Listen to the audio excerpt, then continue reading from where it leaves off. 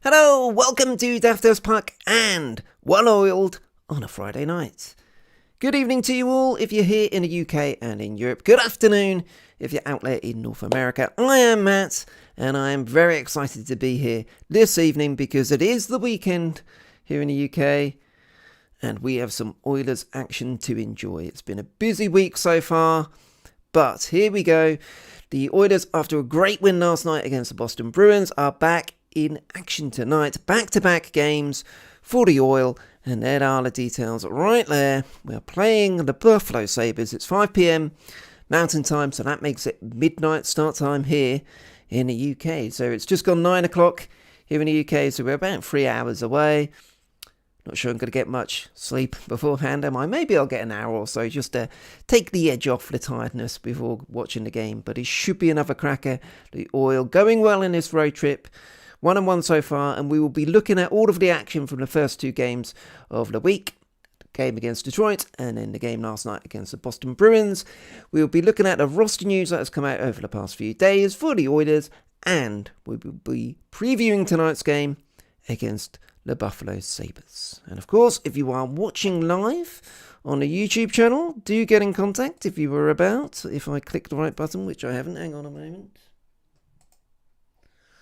This would help. No, click the wrong button again. I should have set this up previously. I know. Anyway, I should be able to see you if you were on the chat. Here we go. This is the one I meant to do. Go away. Hang on. There we go. Yeah, it should be a good one tonight. Lots of good games coming up as well over the weekend. There's at least one early one tomorrow, isn't there, at sort of 6 o'clock UK time. So the European style game, as they like to call it. So yeah, looking forward to that. Looking forward to some great action over the weekend. And looking forward to some hockey chat about the Edmonton Oilers. So we haven't yet had the starting lineup for today, but we do know that Stuart Skinner is going to be in the net for the Oilers. And Dave Tippett has said just prior, about an hour ago, that there may be a couple of changes because of injuries. So we don't know who that would mean. This is what we went with yesterday against Boston, other than Skinner being in net. So the key thing there, Draisaitl was moved back to the second line to centre the second line with Hyman moving back up.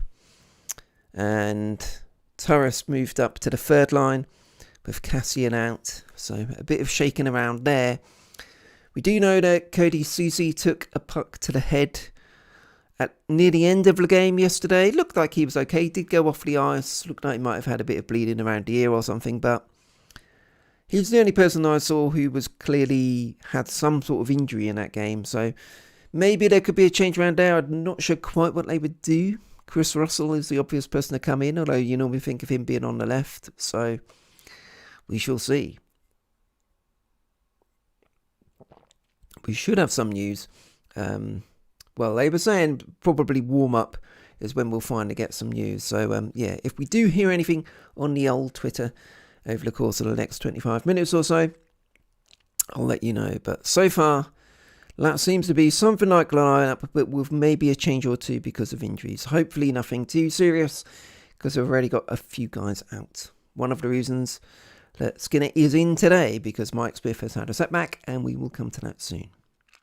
But let's have a look at the action that we've had so far this week. And we start off, let's get rid of that one and bring in the Boston one. Boston? No. Let's bring in the Detroit. That's where we started the week. On Tuesday night, we played the Detroit Red Wings. This is the front page of the Edmonton Sun, down in Detroit. Oilers lose close battle with Red Wings, and we did, yes.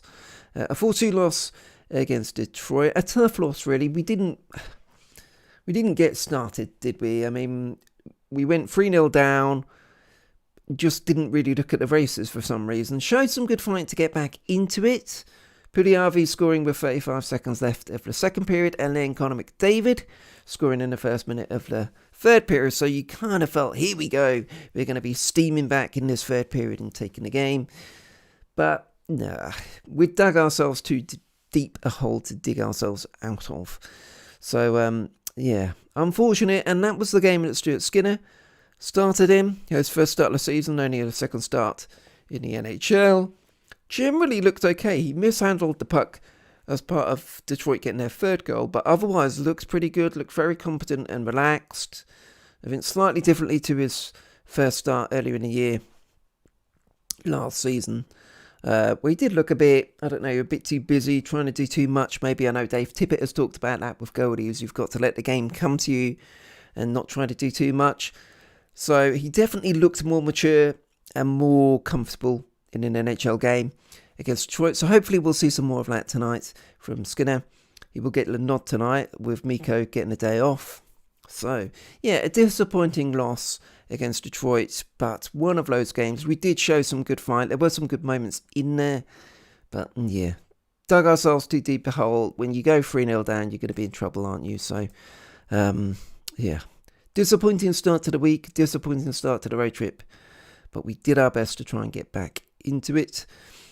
And that led on to, if we get rid of Detroit, we can go on to the Boston one. Not too bad, is what they said in the Edmonton Sun. Oilers battle to avoid losing back-to-back games. And it was something, I think it was Hyman said, we like winning games, we don't like losing games, which is a profound statement from Zach, sort of. So yeah, fantastic game against Boston. So I watched it this morning. It was midnight start time here in the UK, so I didn't watch it live. Got up at about 6 o'clock this morning and watched it before work. And I don't know whether it's just because I was still slightly tired, slightly asleep, but it seemed like both teams were going 100 miles an hour, especially in the first two periods. Really fast-paced action, lots of hits, lots of good play. Terrific game, really was. It was on Premier Sports here in the UK, so that meant I couldn't choose what coverage I was watching, and we got the Nesson coverage. I have to say, they were really good. What were the names of the guys on that? So that was Jack Edwards, the main commentary person, and Andrew Brickley. And they both were really good, really enjoyed the game, which shouldn't be rare for announcers, but seems to be in professional sports these days. They both were very knowledgeable at the Oilers, clearly had done their research before the game, knew who all the players were, knew about all of the players, in contrast to what I saw of Detroit Red Wings broadcast, I have to say. But yeah, they were really, really good, very complimentary about Edmonton, very honest about our strengths and weaknesses, and just really good commentary for those guys. So yeah, enjoyed that one. Good on you, Nesson, for that. But the game went our way, but it was a real topsy-turvy one, wasn't it? First period, difficult start. I mean, it was really a poor pass by Derek Ryan in the neutral zone, which led to the first goal from the Bruins on a counter-attack. That was David Pastrnak, wasn't it? With the first goal. A rowdy start, I put in my notes here, and it was a rowdy start. The Boston crowd were up for it. They knew there was a good Oilers team coming in great form. Connor McDavid bringing sort of gasps of concern every time he got on the puck. But, yeah, we hit straight back. 44 seconds after their opener. We got right in there. Brilliant stuff for us. And then we repeated the trick in the second period, didn't we? So Brad Marchand got his 6th goal of the season, only for Zach Hyman to score 24 seconds later to make it 2-2. Hyman had only just fairly close before then, had hit the post, hadn't he? And then McDavid went through the middle, right the way through, clanged against the post, unfortunately. And then Brando Carlo put them up 3-2, just under 3 minutes left in the second period. I don't know, I haven't seen it again, I'll be honest. I felt at the time maybe Mikko could have done better with it. It always seems a bit harsh to say that. Always looks so much easier when you watch it on TV, doesn't it? But it did seem like it took him by surprise a little bit, and maybe he was moving on the plays, and maybe he'd kind of anticipated it a bit too much, and it came back against him and he couldn't get his hand up in time. So yeah, a bit disappointing with that one, but generally speaking, we'd kept in the game. It was an exciting 2 periods, 3-2 down, but you felt that we could come back, and boy did we. 2 goals in a space of 3 minutes by Le Kaiser Leon Draisaitl gave us the 4-3 lead. That is 12 goals on the season so far for Leon. The equaliser was a bit of a gift from Boston, wasn't it? Second one was well worked, although again the Bruins would feel a bit like it was a bit soft from their point of view. They then hit the post themselves, and Koski made a couple of really good saves as well to keep us in the lead. And then Cody Ceci got the 5th goal with 2 minutes to go, just over 2 minutes to go. Again, frustration for the Bruins crew that they felt it was a bit too soft, left the guy wide open. Can understand that, but it was a good goal from our point of view. Sealed the game, really. It's his first goal with the Oilers. So good times for us. Again, mentioned that Cody Ceci then got hit in the head with the puck. Didn't look overly serious, at least just got him on the side of the helmet. It looked like it was more banging into the ear and a bit of blood or something, but we'll see. We'll see. He may not be in the team today. That may be an issue, but yeah, very exciting game. And a great way to win it. I mean, Leon spoke after the game. Here's a quote from Leon. I think there's lots of things we can improve on so we don't have to score 5 goals to win every game. And you have to say that was what the Nesson guys were talking about. That you know it's going to be open. You know it's going to be fast-paced with the Oilers. You know we're going to score goals. But we give you chances too. And it's far too early in the season to start talking about the playoffs and how we need to play in the playoffs to finally break that hoodoo and get through. But you do feel that tightening up a bit at the back on our defence is going to be crucial. You know, we've had I'm not going to mention the tosser's name. He was making nonsense comments about Connor McDavid after the game last night. But we had the incident there where Connor was clearly tripped. The Nesson announcers were talking about it. They were saying, you look at how many games McDavid has played in the playoffs, and even though referees tend to not whistle so much in the playoffs, their position was it's ridiculous. He hasn't drawn any fouls in any playoff games. I think there were 8 playoff games that he hasn't drawn a foul, and clearly it is frustrating because it's inconsistent, and it almost feels like it almost feels like the referees don't want to call fouls on Connor. Why would that be? Maybe they're worried that they will be favouring him as a golden boy of the NHL, but if he gets fouled, he gets fouled. It was a clear trip last night in the game against Boston, and it wasn't given. Seemed inexplicable that it wasn't given, but again, we've had that time and time again with McDavid, especially in the playoffs. So, ignore old Clowny McClownface on NHL Network or ESPN, wherever he was talking. And yeah, hopefully it will bring a bit of attention to it, and referees will be a bit more mindful that, just play by the rules, you know, treat Connor like you treat everyone else. Don't somehow feel like he has to be shot to get a penalty. But it didn't cost us, so let's not worry too much about it in that game. Not too bad, as I say, in the Edmonton Sun. A 5-2 victory, and a good way to bounce back from that disappointing result against Detroit. So there we are, 1-1 so far this week, and we get going again against the Buffalo Sabres. We will have a short little interlude, and then we'll be having a look at the roster news and previewing tonight's game against the Sabres, if I press the right button, as I always say, and hopefully I do.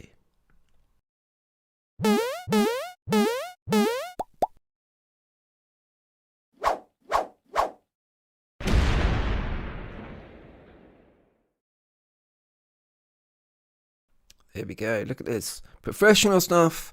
And there we go. Let's have a look at some roster news. So the main thing, of course, is Stuart Skinner is in tonight because Mike Smith is still out injured and unfortunately has taken a turn for the worse. Had practice 2 days in a row, so that seemed like it was positive and going in the right direction. But it was announced yesterday that he's headed back to Edmonton.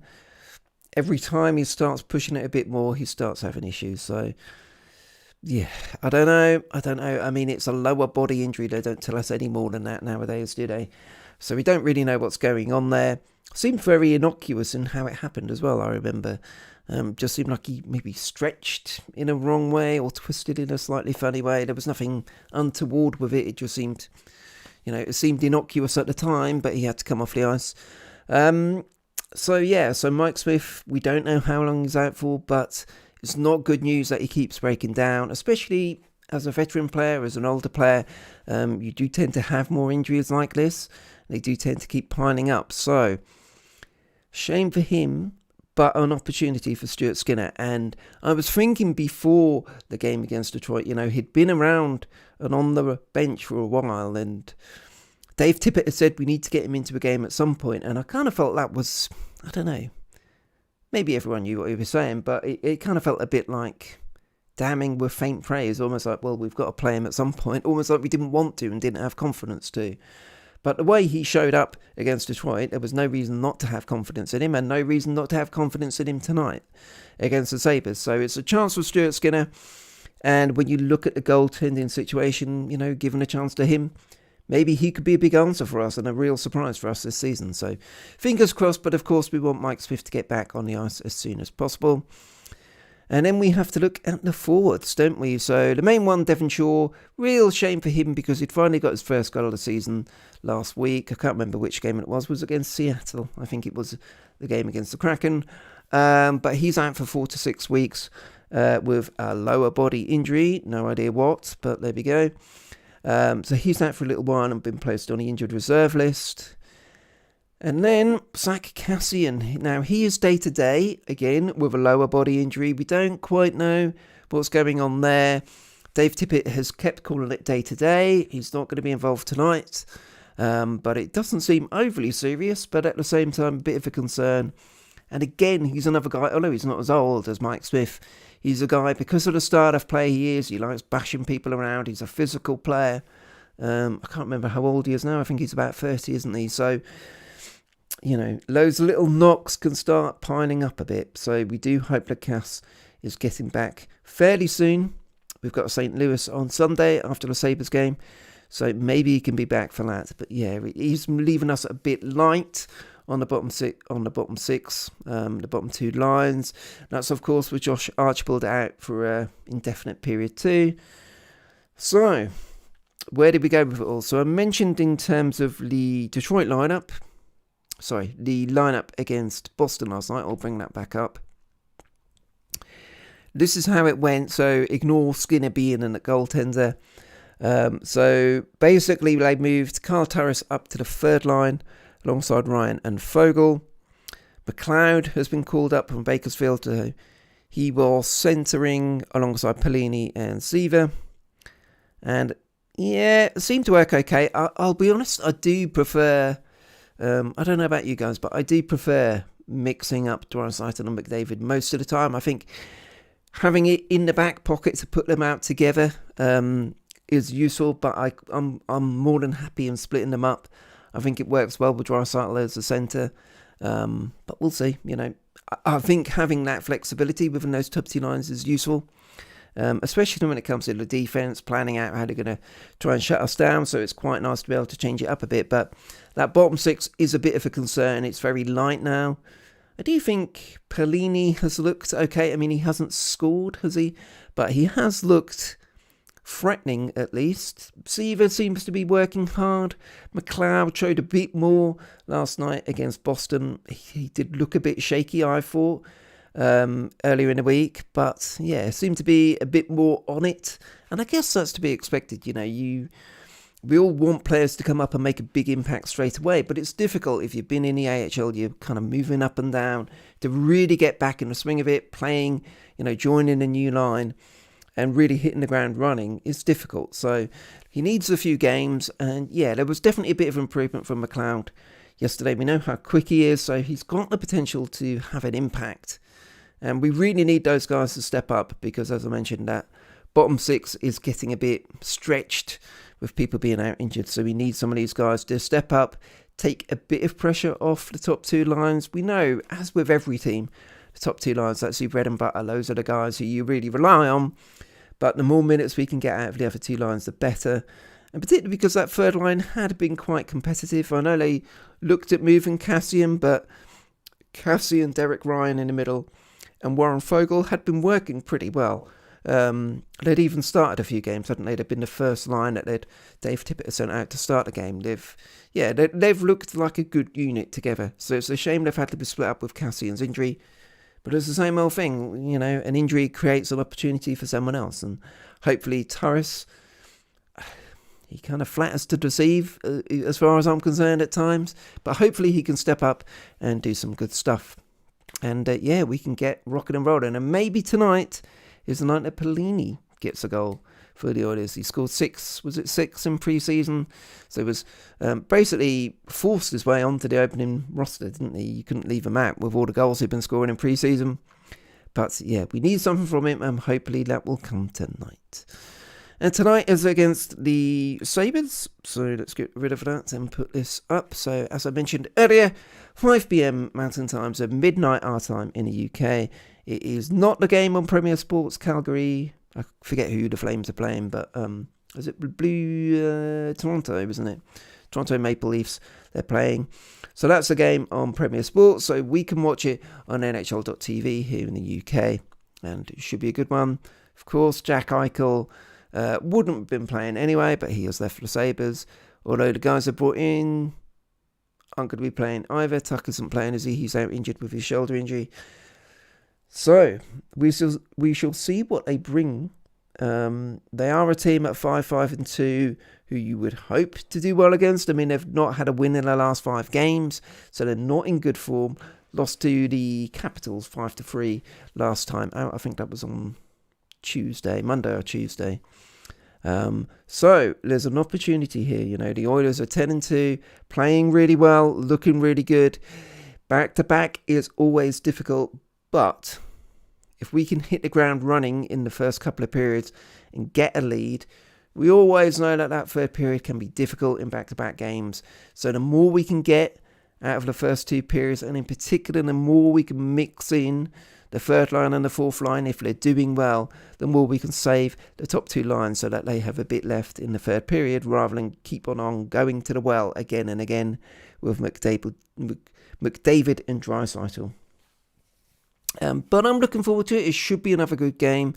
I doubt it will be quite as fast-paced as the game against the Bruins. That really was, 100 miles an hour, as I said. But should be a good one, and definitely one that the Oilers will be looking to win. If Skinner can have a good game, I really hope he does, then we should be well set. But it does in part depend on how the defence is holding up. Whenever goals go in, you always look at a goal contender, but our record generally has been that we're giving away a few too many goals, and we're scoring enough currently so that it doesn't hurt us. But you can't keep going down that route. We do need to keep just trying to tighten up a bit on the back end. So hopefully they can do that tonight. It depends if there are any injuries back there. I do think CC may be out. No word yet. I shall have a quick look on Twitter to see if there is anything about it. No, it doesn't look like it yet. But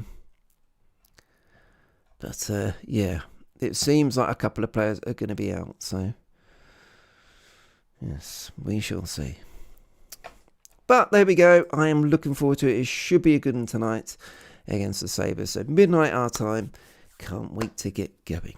And that is well oiled. I have my Oilers mug. I shall put my Oilers jersey on at midnight. I don't know if I'm going to be able to get any sleep. I may be able to get an hour. I may just have a kip on the sofa behind me while I wait for the game to start and set my alarm on my phone just so I don't sleep through it. But should be a good one. Anyway, there we go. That is previewing all of the Oilers stuff. If you've not seen it before, we do 3 live streams a week here at Daft as Puck. Well oiled on a Friday night is the Oilers one.